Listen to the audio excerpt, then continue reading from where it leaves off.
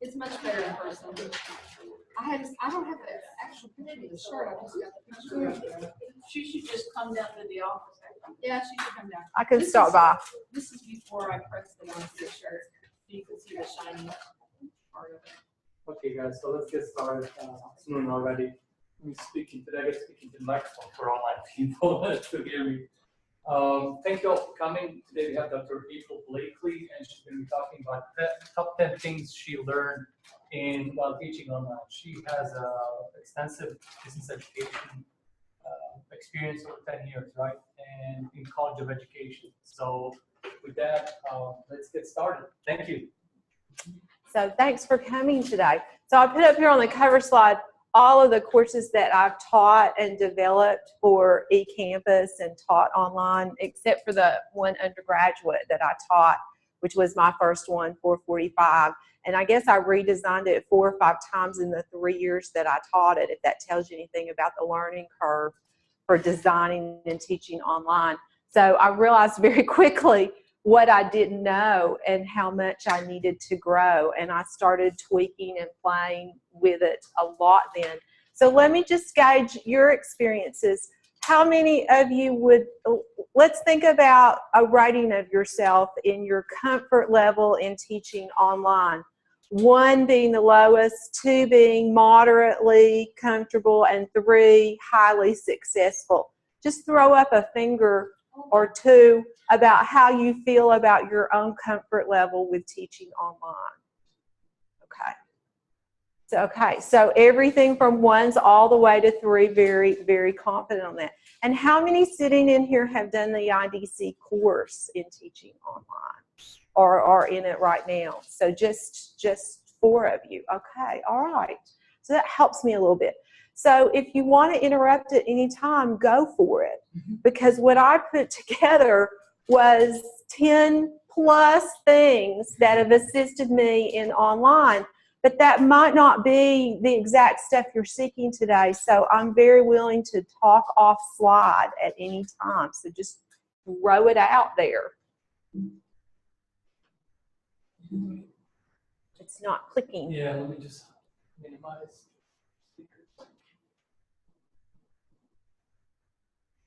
Okay, so has anybody read anything about growth mindset recently? It's getting pretty popular in educational literature and higher ed literature. And when I started reading about growth mindset in the last year or so, it really clicked for me as an educator in what I've always ascribed to achieve with my students. And of course, my original background was as a middle school teacher. So I spent 20 years teaching middle school kids. And if you have to work it hard, middle school is somewhere where you really learn your oats of teaching. And so the growth mindset and how we apply it in higher ed really fits what I start thinking about in every online course that I teach. And that's that all learners are smart in unique ways. They're not all smart about the same thing, but they all bring a unique voice to what we do in a class teaching. And online is a special place where their voices can sometimes resonate even better than they do in a face-to-face course where they might be hesitant to speak. So I start by reminding myself of that and recognizing that. And students don't come to us believing that they're smart or powerful. What if you're teaching that physics course or that statistics course in math? I remember taking my PhD statistics course and being terrified.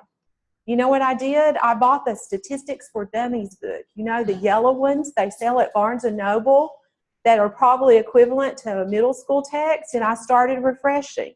And then the next thing I did was I borrowed the high school statistics book in my building from the math teacher and started reading there. And I started building my prior knowledge to allow me to do PhD level statistics and analysis. And it took time, and I had a great professor that encouraged dialogue in class of that. So we have to assist students in believing that. And then the last one for me is critical. I have to allow students to fail. I have to encourage them to not be successful at times, because it's in those failures that we grow. So we have to reward them for taking risks and encourage risk-taking and challenges. And if anybody would like to get together or form a study group about how that impacts grading in courses, because that's usually the first question that comes up. How do I grade when I'm allowing students to take these risks and to fail? How do I put that in the grade book is a big question. And I was part of a great grading practices study group at the university 4 or 5 years ago.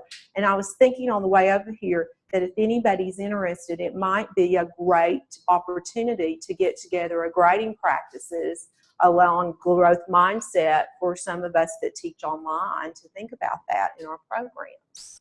So if you're interested in reading more about mindset, this is a great place to start, and that's my book recommendation to you is Carol Dweck's work, Mindset, The New Psychology of Success. And don't be scared of that psychology word. It's a very good book to read. Are you in the psychology department? Sorry, I'm making fun at your expense there a little bit. I do that of all content areas eventually. So I start every semester in every course, even my QM approved design courses, by thinking about several aspects. Are my expectations in the course clear? It's harder to make expectations clear in a purely online setting because typically it's mostly written communication. And we think we're saying it, but the student doesn't always get it. Who's had that experience? So you find yourself clarifying a lot. Is that true? So one way to help clarify expectations is not to do it all in notes to your students or document files or attachments.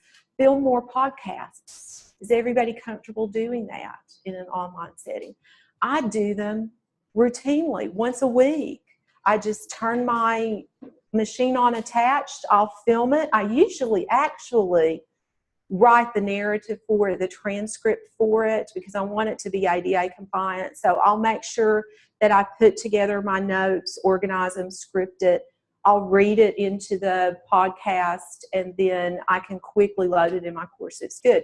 If it's a bigger one where it's not so scripted, then I send it over for transcription work. And I don't know what the timeline is these days, Steve, 2 or 3 weeks maybe on that, a month? It just depends on the priority. I mean, if it's really urgent, we'll get it to the top of the pile. Otherwise, it's like 2 weeks.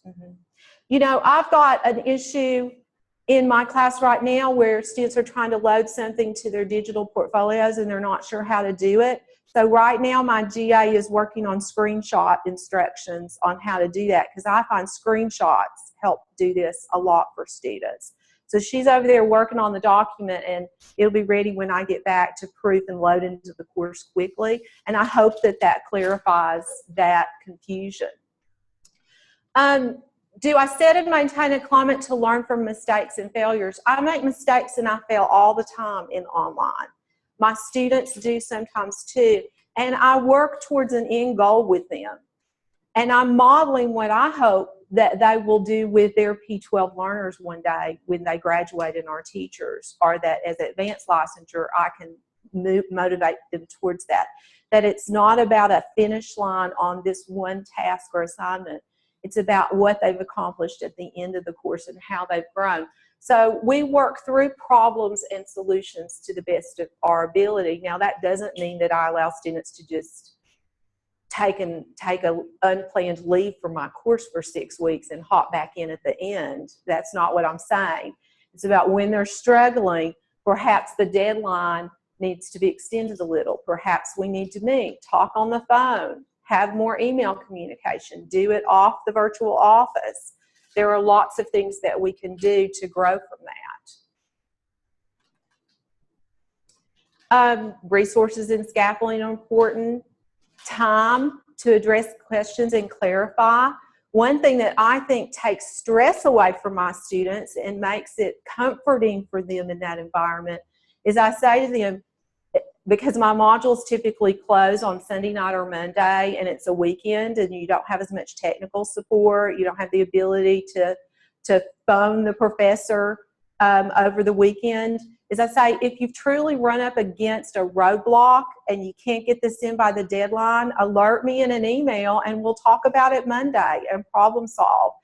I mean, after all, can you really grade all of those assignments that you've requested come in by midnight on Sunday, by 9 a.m. on Monday morning? Is it really going to harm you to extend for 1 or 2 students for 6 hours, 24, 48 hours? It usually doesn't impact me. So if it doesn't impact me, why should I impose this arbitrary problem on a student who's really trying to learn from the situation and submit the best work that they can?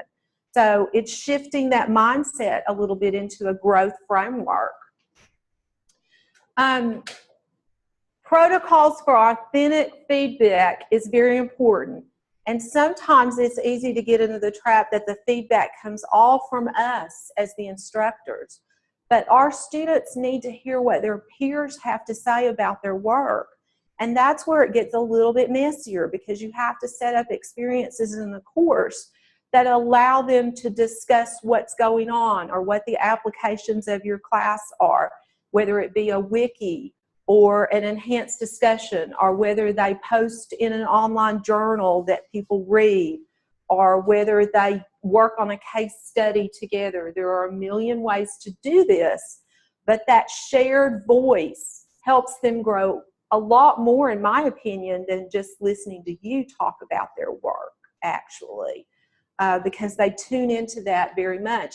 And then experts. How many of you are able to bring in experts in the field to your class or have tried that? Do you have any examples of that, anyone? I mean, in my physical class, I have through Skype. So you've invited an expert nationally to Skype with your class. Have you tried that in the online? No. Okay. Have you set up possibly where we have this great new Blackboard Collaborate coming on board for us that's going to be an interesting opportunity to perhaps do that.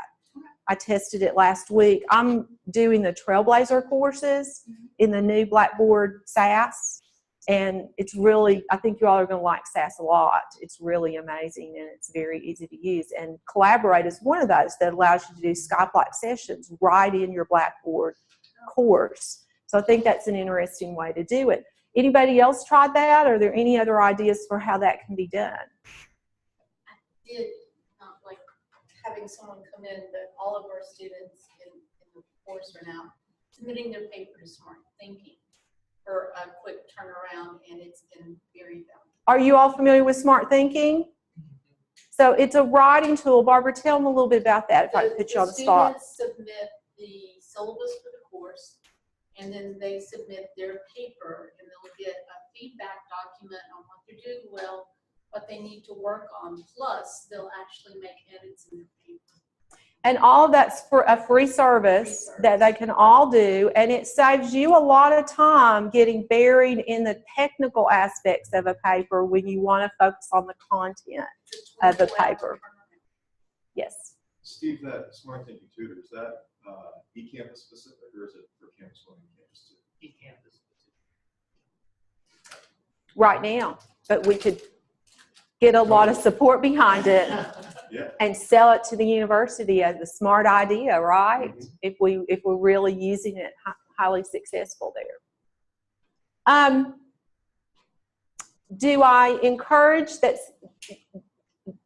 ensure that students are engaged in and motivated by the work?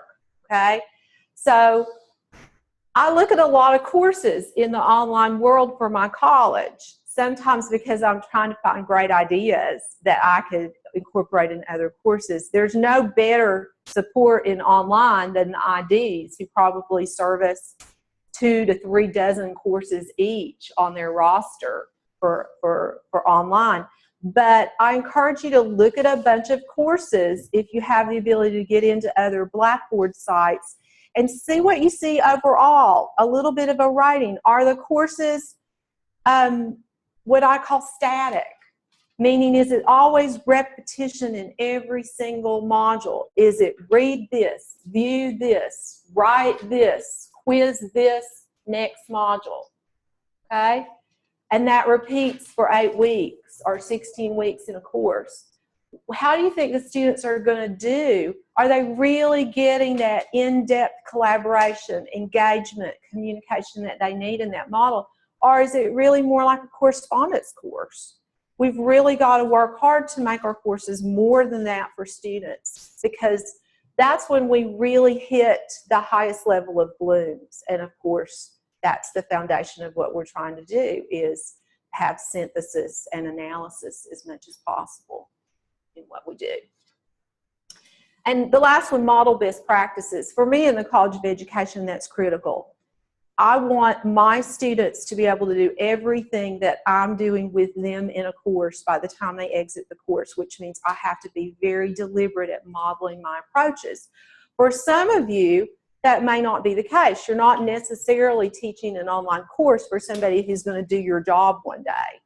But even so, those things that we model in communication, collaboration, they work in the business world, they work in the technical world, they work in a modern society where we do group projects more and team projects more than we work in isolation alone in modern society.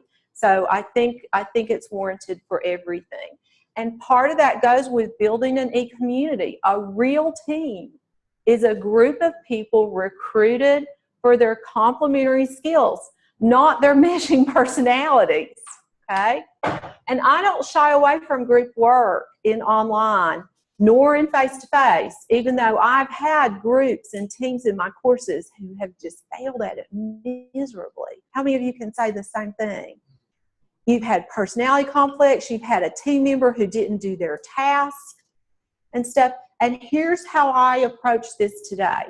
I don't assign a group a task or an assignment and say the expectation is that student A will do this piece, student B will do this piece, C will do this piece, D will do the next piece, and then they'll all get together and merge the document and turn it in. That's when it typically fails. If you have a team working on a project and all of them have to come to the table and do that, all of the pieces together collaboratively and have consensus about it, it goes much more smoothly. It takes time to do that, but we have a lot of tools today that are free. We have Skype where they can get together and work on this, or Zoom, free Zoom accounts for 30 minutes or under, where they can have mini sessions. They can set up a Google Hangout to do this, or they can do an iPhone group conference. There are a lot of technologies to support that, and you can ask them to document their time spent and engagement with each other on that. So that's my best strategy for teamwork. And sure, their personalities might not meet, their dispositions might not all be the same, but I bring them together because of their complementary skills. So I have to know what those complementary skills are before I put them in a team. The example of that for me is I'm frequently teaching courses that are for education students working from early childhood all the way through secondary. Now, we teach kids a little differently in preschool than we do in high school, if you remember those experiences yourself. So what I'll do is bring people together in a complementary group. I wouldn't put necessarily on an assignment my high school teachers with my IECE teachers. I would look at my roster, see what their majors are, their concentrations, and group them that way together so that they can have those complementary skills and discussions and base mindset. So this is a big tool that I use to limit ambiguity and misconception. So at the start of the course, I send a welcome email that overviews what we're going to be doing for the next 8 weeks. I hold a scavenger hunt in a lot of courses to dig around in the course. It forces the student to learn the setup of the course, to find critical pieces or documents that are going to be essential to their success in the course. And then I might encourage an introduction, and VoiceThread is my favorite tool for doing this. And I believe VoiceThread is now embedded in all Blackboard, Steve, right? Not just e-learning? The site license for the entire university. So in one of my courses, which is an introduction to education for MAT students, we do a VoiceThread, and my prompt for that is, what are your teaching superpowers? Film a clip and add it to our shared PowerPoint. VoiceThread is a shared PowerPoint, basically, where you can add a slide, and then you can comment with text or voice over on the slide. It's really cool, the end product that's results in that. And I encourage them to do a 1 to 2 minute impromptu speech about what their teaching superpowers are. And it's helping them vision who they're going to be when they exit their degree program a little bit. And it's fun to hear what they say, and it's encouraging, and it's inviting to technology. All right, so during the course, having trouble with the clicker. During the course, I post routine announcements, content alerts, and virtual office to support. I think that's pretty routine. I'm using Blackboard Collaborate more and more. I held a session last week as an alternative to doing a reader response. So I had my students watch a documentary about poverty and hunger in America, because it's important for teachers to understand that their students, 1 in 6, come to school hungry. And in our region of Kentucky, the statistics are even worse than that. So I'm worried about my students' engagement with their students and their preparation for that. So they watched a documentary. The traditional assignment at the end is there's a study guide. And I had set it up to say, I want you to do questions 1 through 3 on page 1 of the study guide. Pick any question from page 2 of the study guide, write up your answers, and submit them as an assignment, okay? Pretty vanilla, pretty routine. We all did that ourselves in classes. So I decided this year I would set up a Blackboard Collaborate session for last Monday at 4:30. And I told students, if you want to attend the Collaborate and talk about the movie documentary instead of doing a written response, you can do so. And you can then have a participation grade for that, or you can have the assignment grade for turning in the submission. So I made it optional either way. So I had 18 students in the class, I think, and the split was about 50-50 on it. And the discussion was very rich. It was engaging. They had a lot of ideas. We had students who had had similar experiences to what the documentary showed, and if they didn't, they had a friend in that situation. We had people who were talking with each other about solutions. What will they do as teachers when faced with these circumstances? It really was richer than just the study guide. But because I have an asynchronous course, I don't want students to all have to show up at a given time and place, because it's strategically hard to do that. I had these choices embedded, and I think it will be very positively received. And I was just playing with Collaborate to see how it worked and see if there were any glitches on it and stuff. So one other thing that I do is I do video posts if I see something, especially if I'm monitoring a discussion board and I'm seeing that students are gapping on material. I'll frequently pop in with a brief video and shoot it to them, or connect them to a link in YouTube or online from a reputable source that I approve of to flesh it out. Or if we're working on drafts of an assignment and I see students are struggling, then I'll post something for them. So that, the one my GA is working on how to look up things in the library databases today. So once she gets the document done, I'll do a voice cast over it and load it in the course. And I said to my students online last night, I said, I can do that for you if y'all want me to. Shoot me back a note if this would be helpful. And 5 of the 18 said, oh yeah, that would be really helpful. So I would have done it even if 1 said it would be helpful. And because once it's in the course, then it's there forever and you don't have to recreate it. So I'm constantly designing and redesigning and refining on courses. I love my Monday memos. I take notes on the prior module, especially wrapping up the discussion. And I like to praise my students on the things that they figured out in the course of their reading, their viewing, their discussions, and their assignments, and draw attention to the fact that they got it right. And then I like to note any gaps that they might not have considered or post a just thoughtful reflection question for them. And then I will highlight things that are coming up this week that they need to pay special attention to, or places in their text reading where the gaps are covered that they might not have read quite as closely enough on, so that they can refresh. There's no assignment related to this. It's just an alert for them on that. And if there's any current events going on in the world that are relevant to what we're talking about, I will also note, hey, did you see this? Have any of you reflected on how that impacts what we're talking about in this course? The pension crisis issue in Kentucky is one that's come up in current events this month that's relevant to one of my courses.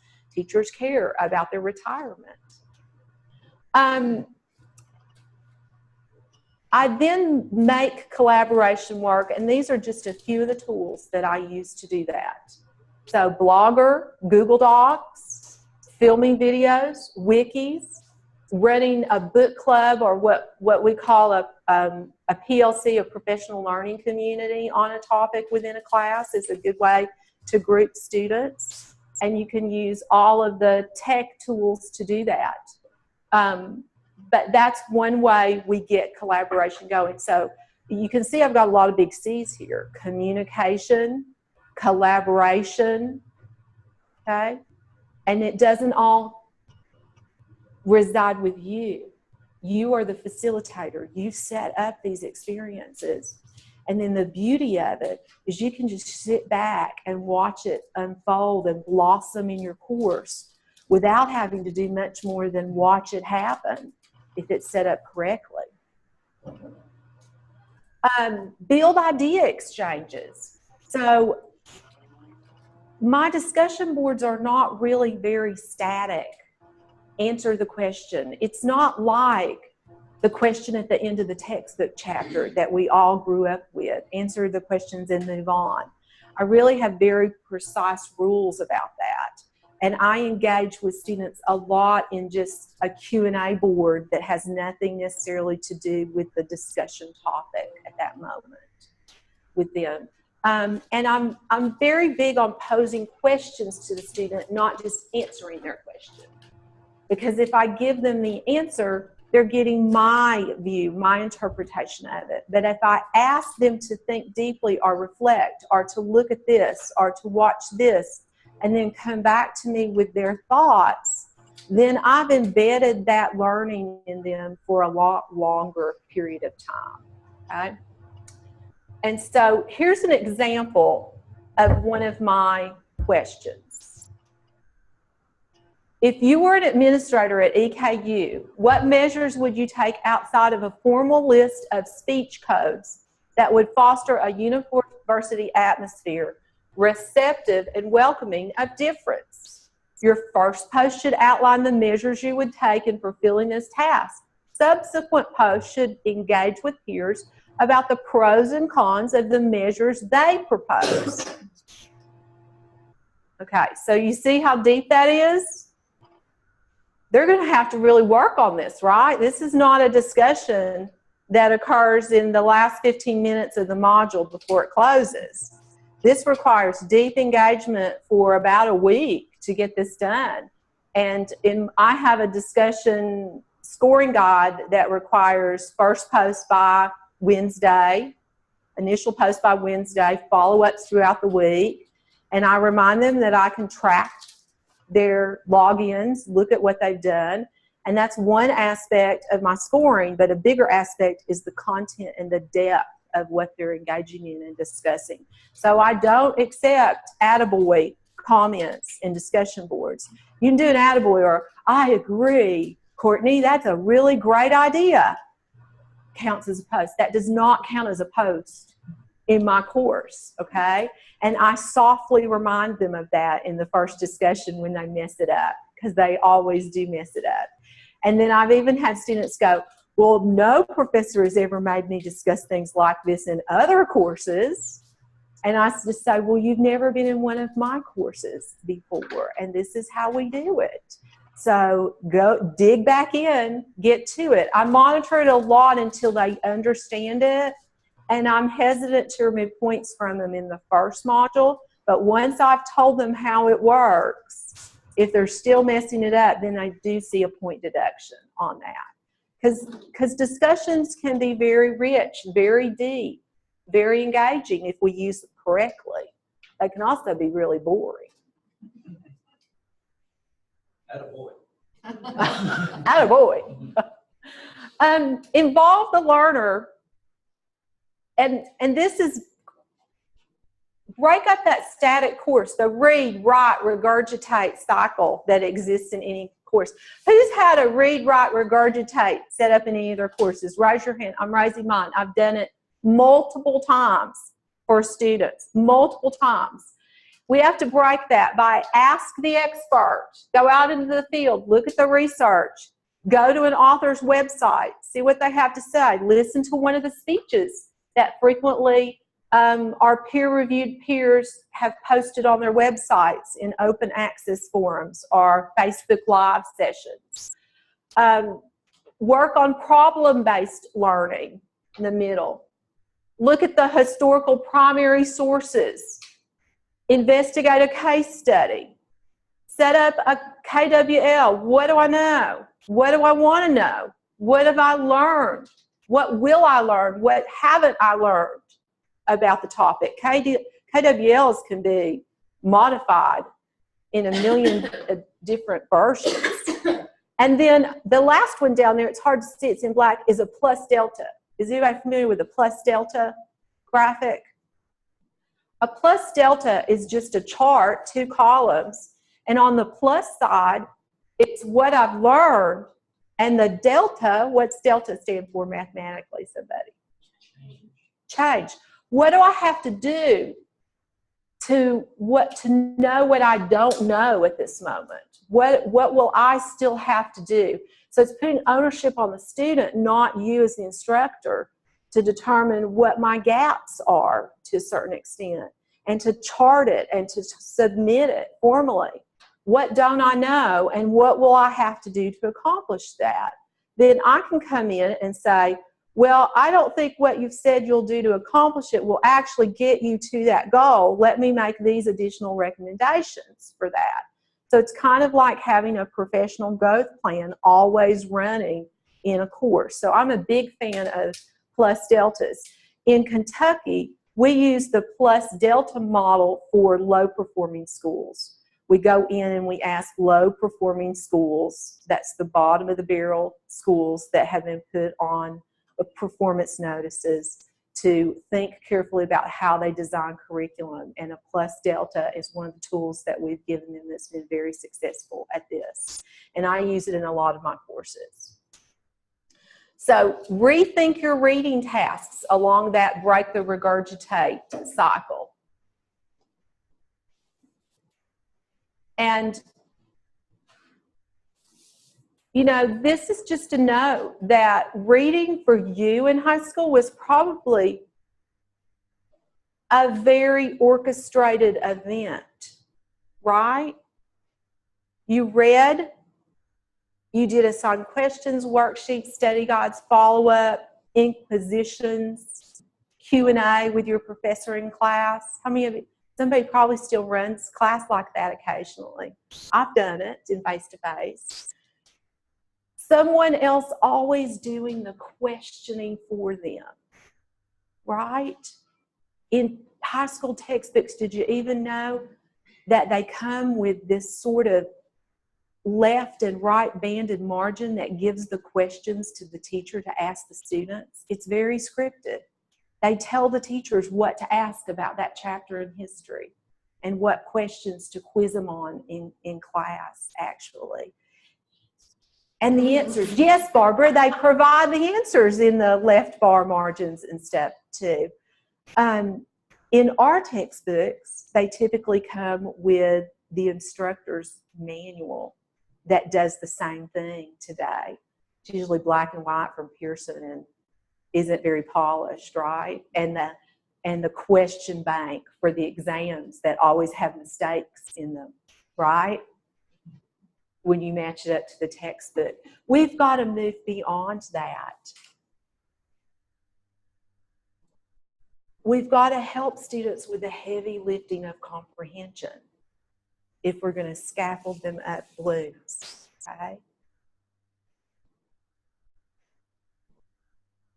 So here's an example of that, aligned with New Bloom's. You know, and at the top of the scale, how has the author changed what I understand? I've never seen that question in a textbook or an instructor's manual. How has the author in my reading changed what I understand about this topic? Because isn't that the goal of what we do, to change or to grow understanding? But how frequently do we ask our students that question? I give a lot of choice in my classes. There's never one way, just one way to do an assignment or to do everything. And this is a choice board for a depth and complexity choice board. So in this, I ask students to pick any 3 activities from the choice board to complete as their reading response. And these are very carefully selected to do specific things with students. In this one, they don't have to form a tic-tac-toe. I used to do that with middle schoolers, form a tic-tac-toe, and I would create it so that the tic-tac-toe meant a scaffolding across Bloom's no matter what direction that they went in, which was interesting. On this, I just asked them to select 3 and do it.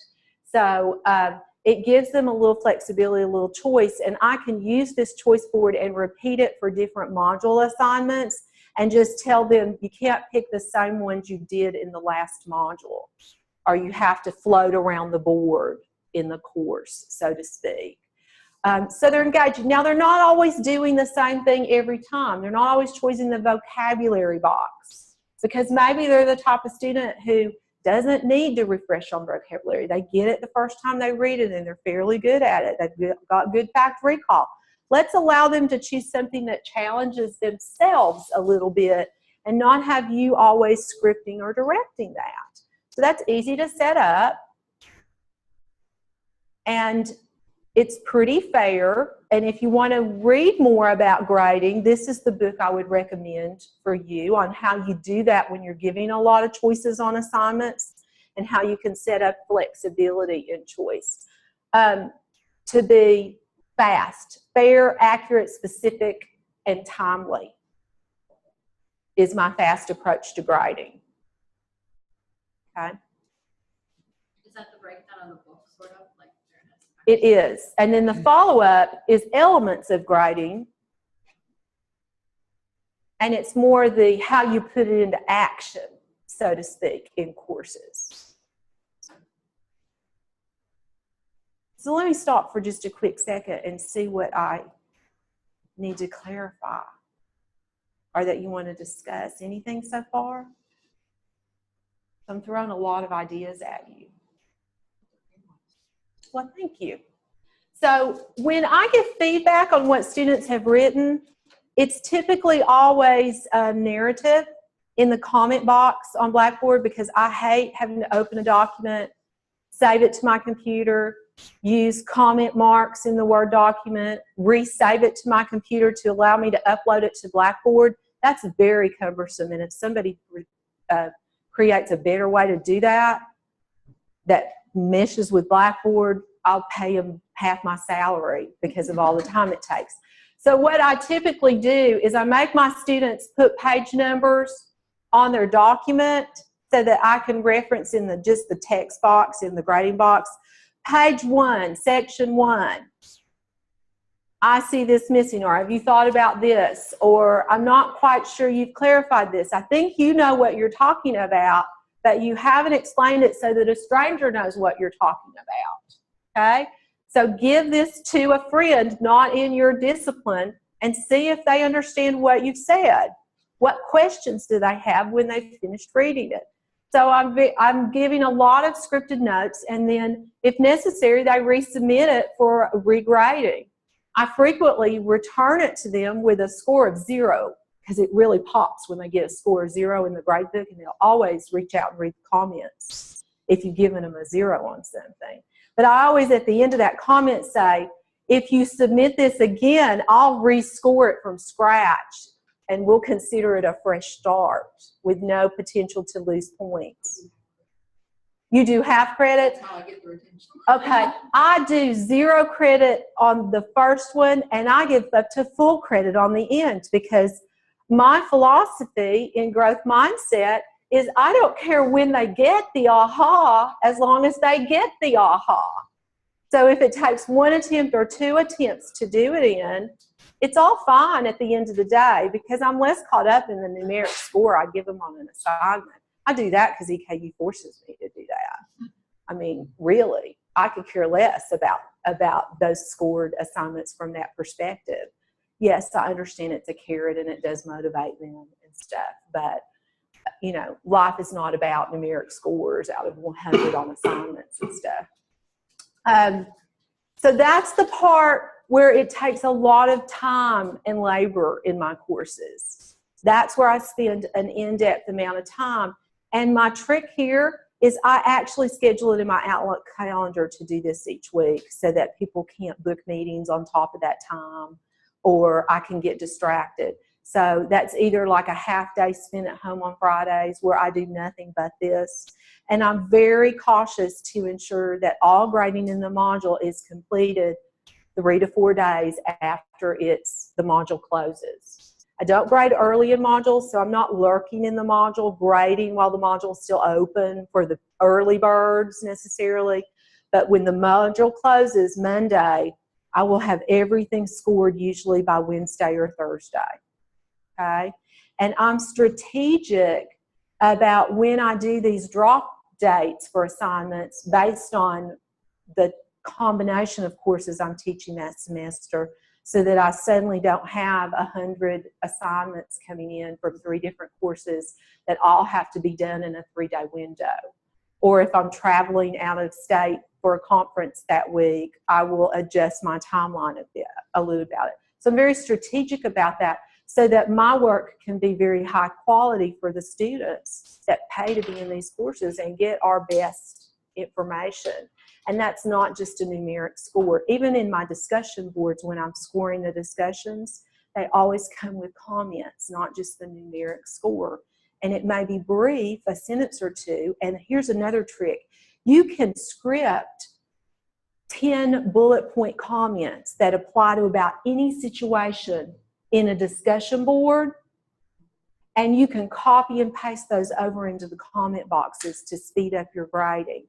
And my philosophy is I'm not trying to tackle every mistake they've made in this one assignment or this one discussion. I'm trying to think to myself, what is the most strategic thing I can say to them to promote growth in 1 or 2 areas? That's enough for this week, and that will get us to next week. Next week, if they master what I've told them, then I can give them a different bullet point to move on to. And they can keep growing. But if I hit them with every single thing that I think is wrong when I'm grading, they will shut down emotionally and not be able to get where you want them to get the next week. So pick your battles and be strategic. And the bullet points, I used to think, oh, I have to write an individual note to every student on every discussion board. I just can't do that. There's no time to do that. But I can develop some cut paste that work and are unique enough that it hits them. And nobody ever complains. They're happy to get written feedback. They love it. Makes them my evaluations soar. I sometimes have patterns when I'm grading, I can see, and that becomes part of the next week's announcement, so that it can reinforce that. Yes, on my Monday memo, I see the patterns, and I'm journaling while I'm watching the discussions, so that I don't have to, at the end of the week, remember everything that's been said in 175 posts for the week or something. So I'm just taking some handwritten notes or some digital notes that can be interpreted on that, I find helpful. Because my brain just doesn't remember all that information that we go through in courses. Mix it up, be playful, have fun. I just loaded this YouTube in my course. Is anybody familiar with Jerry? Let's just play it. Can we get that to play for just a minute? Yes. This is about kindergarten assessment on the first day. He's a principal in Lexington County, in Fayette County schools. All right, kindergartners, today we're going to take a computer assessment, and I know you're going to assess, it's a test. Today we're going to take a computer test that you're going to do. It's a test. It's you're going to show us what you know. Today you're going to show us what. Yes, Talk it about will be the easier if you just first told day of us, but school today, kindergarten test. look, you're going to tell us what you know on this computer. Okay, look, we're just going to take a really fun game on this computer right here. Okay, so it's going to be. Why are you taking off your shoes? Seriously. Oh, I don't care if you take your shoes off when you play a computer game at home. Put your shoes on. Okay. Somebody help him tie his shoes. Does anybody know how to tie your shoes? Susie, your mama thinks you're gifted. Get over there and try to tie his shoes. Okay. Here's what we're going to do. Today we're going to take a computer. No, you can't touch the screen. It's not that kind of computer. Okay. Here's what you're going to do. Okay. You're going to take this mouse right here, and you're going to use. Yeah, no, it's not that kind of mouse. This computer mouse is not going to bite you. So you're going to use this mouse. No, it's not the kind of mouse that's in your grandma's basement. You're going to, okay, it's not a mouse, all right? Listen, it's a clicker. You're going to use this clicker right here, and you're going to take these two fingers, and you're going to put them right. No, that's not what your mama means when she says don't use your middle finger. It says okay to use your middle finger, okay? So you're going to use your. Okay. She's not going to take away cartoons if you use, you know what, we're not even going to use our middle finger. We're going to use this right here. We're going to use. So it's funny, it's humorous. This guy's on a speaking tour these days, making lots of money, I suspect. He's amazing. But at the end of the day, I embedded this in a course where my IECE teachers in elementary are going to face this first day kindergarten assessment exam on a computer monitor with a mouse attached to the computer. And I don't know about your preschoolers, but my preschooler has little engagement with a mouse. It's touch screen, okay? And it's clicking, and they're distracted, and there are 20 people in the class, and this is how we assess kindergartners. There's a whole module on this sort of stuff in my course. So mix it up, have fun. Don't be scared to be a little playful if the message is there at the end of the day. Here's another example of how to do this. Do you remember these games from elementary school? You know? Okay? The foldables. Anybody? You look like you have blank faces. You don't remember this? Okay. The fortune tellers. So this is a fortune teller around content in my class. And yes, it's online, but I say find a printer, cut it out, fold the fortune teller, and let's play a little here in doing your reader response questions tonight in what you pick. So go through the fortune teller instructions, read the directions, and wherever you land, complete that discussion in a discussion group, okay? So it's connected to a set of discussions going on in the class, perhaps, all right? So I just have a template for this, and then I can click this. It's just a Word document. And then I can just click these and change the content as much as I need to. Not my idea. I stole this idea from a textbook, okay? Most of these are not my ideas. You know, I borrowed them. I studied and did PDs on them. So reflect and revise. Keep a journal. Always be reinventing your course. Except Steve hears me say that and goes, oh gosh, the QM, ADA and stuff. But keep a design journal so that after you finish a course online, you can immediately go back into it and make the changes that you need to once it's not a live course anymore. It is hard to make changes on the fly when something's gone wrong, if it's still a live course and the students can flip back to that module and they begin to say, well, this doesn't look like it did a week ago. What's wrong? Dr. Blakely, why has this changed? And I'm like, oh, don't worry about it. I'm editing for next semester. Just save it till the end, go in, do a quick cleanup of what you need to. So at the end of the day, this is where I ended. The pedagogy of quality student-centered instruction, it really doesn't change online in virtual space. These are the same strategies I would use in a face-to-face class with students. It's just that the richness of being in an online world allows me to do it at a very cutting-edge level for my students in a way that matches their learning uniqueness, their engagement with technology, and even with social media. Okay? So the tools of doing it are so much more lively than that static face-to-face class where you can hardly get them to raise their hand or say anything out loud, or move in a group when you say, let's mix it up, get out of your chair, go over here. And they're like going, you really want to get me to get out of my seat right now? Really, you're going to make me do this? I'm going to take a bathroom break. And they walk out of class on you, okay? They can't walk out in the online world, and you have such power behind you to do all of these different strategies, okay? So, at the end of the day, if you want to talk more about anything I've said, just email me. We'll go to Starbucks. We'll talk online. We'll come over here to the IDC. You know, I'll send you templates or documents if you saw something. I'll put you in one of my courses if you want to lurk. Okay? I got some good ones and some not so good ones. Any questions? Yes, I've got a question. You said that you select students for groups. How do you identify students? Like, what is that selection criteria that you use to identify? It depends on what the purpose of the assignment is. So what do you teach? I'm instructional design.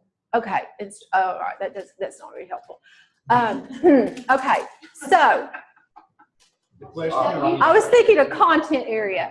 So, okay. I have taught literacy. Okay, so I look at the purpose of the assignment and the module objective for what that task is. And if it's appropriate to do it in a collaborative form or fashion, I will do it. So in my discipline, I usually set them up along grade spans for what type of teacher they are. Are they middle school teachers or high school teachers or elementary teachers, okay? So in a course like chemistry, it might be set up along, say, an experiment that they're doing and who is working on this type of chemistry project or topic.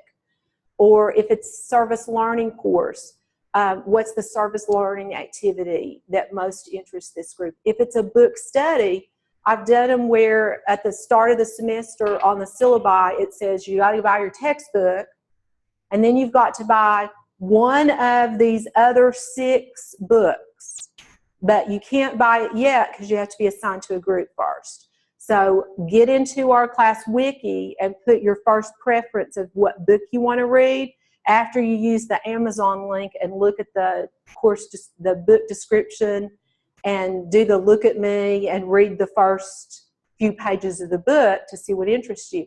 So put your first choice of what book you want to do, and then I'll group based on what their interest is for that topic. So at the end of the day, all of the books are usually along a common theme that we're studying in the course. And so we arrive at the same outcome, but through a different book selection necessarily. If it was a literacy course to train teachers, say, in how to use book studies in their class, the books might be young adolescent fiction. And so they're picking something along what they're interested in reading, and that might align boy versus girl heroines in the book, historical fiction versus nonfiction that I've laid out, sort of things. So interest can be a way to do it. Discipline-specific sub-areas that they have in common might be it. Do you teach courses where you have a lot of students from different majors in your courses? Give me an example. So philosophy, gen ed, intro to psych. So you've got the whole university taking your course basically, right? So do you look at your roster to see what their majors are at the start of the course?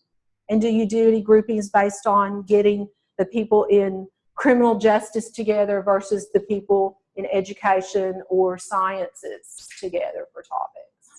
Not yet? Because I would think there could be some fascinating subtopics that could emerge from that specific to criminal justice and how that relates to psychology versus how it works with a social worker in intro to psych.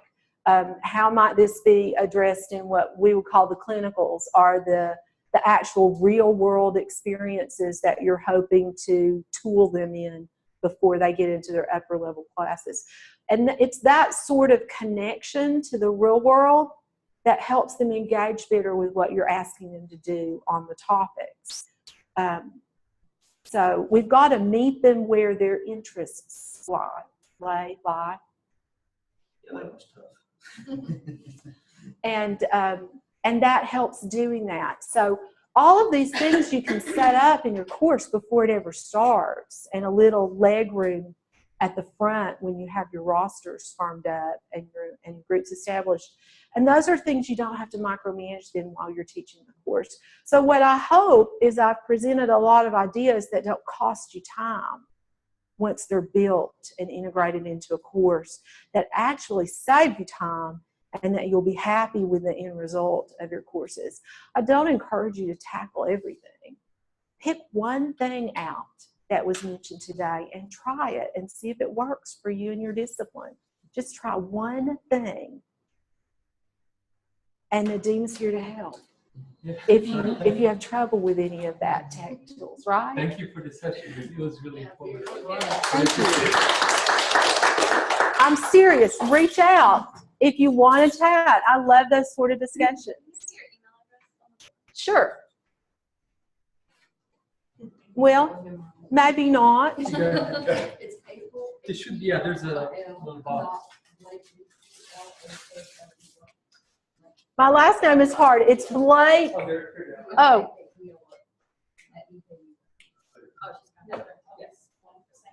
Thank